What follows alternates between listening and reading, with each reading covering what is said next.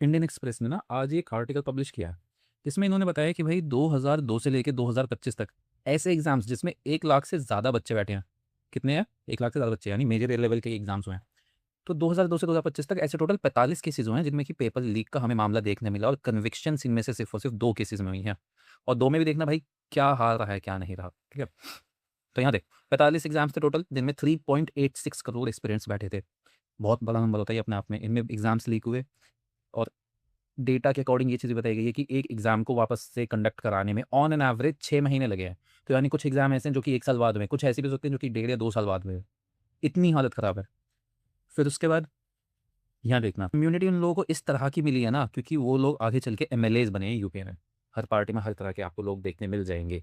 So instead of voting for the party, start voting for the candidate you like, या start voting for the candidate who talks sense. Don't become a WhatsApp forwarding brain dead zombie. 23 exams ऐसे थे जो कि BJP rule government के under leak हुए थे। 14 ऐसे थे जो कि कांग्रेस के अंडर लीक हुए थे, एंड बाकी जो थे अलग अलग जो पार्टीज थी उनके अंडर था। ये ट्रायल्स दे रखे हैं, किन किन लोगों को सजा हुई थी वो भी आप लोग देख सकते हो। ये पूरा पेज जो है ये उसी से रिलेटेड है सारी चीज़ें, ठीक है। आगे चलते हैं। यहाँ पे ये जो 45 मेजर लीक्स थे उसमें किन किन में अभी तक सजा चल रही है। इसमें एक केस था जो कि मेरे लिए काफ़ी अलग दिखा मुझे, विच इज़ 2021 का यूके एसएसएससी केस, ठीक है। इसमें जो आईएएस ऑफिसर थे ये राजू जी, इन्होंने खुद ही रिजाइन किया था। इनसे रेजिग्नेशन कराया नहीं गया, इनको सस्पेंड नहीं किया गया था, इनसे रिजाइन कराया, इन्होंने खुद रिजाइन किया था। उसके साथ साथ इन्होंने एक पूरी लिस्ट भी बना के दी थी जो इन्वेस्टिगेटिंग ऑफिसर्स थे इस चीज़ की, कि कौन ऐसे ऑफिसर्स थे जिनकी ज्वाइनिंग हुई थी जिनके मार्क्स बहुत ही कम आते थे फ्रॉम व्हाट वाज रिक्वायर्ड।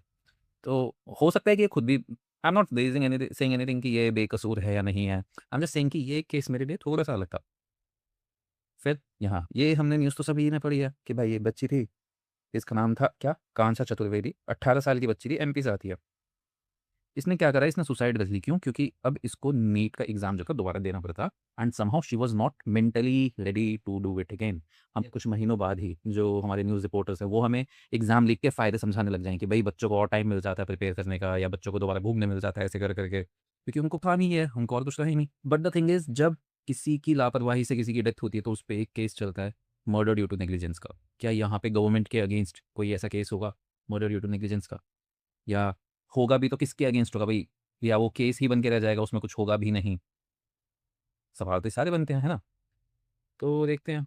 माँ-बाप का बताया गया था कि उन्होंने 3 लाख तक के लोन लिए थे बच्चे के एजुकेशन के लिए। भाई जब लोन लेके करा रहे थे तो वही बात है, फाइनेंशियल स्ट्रेस तो बहुत ज़्यादा था।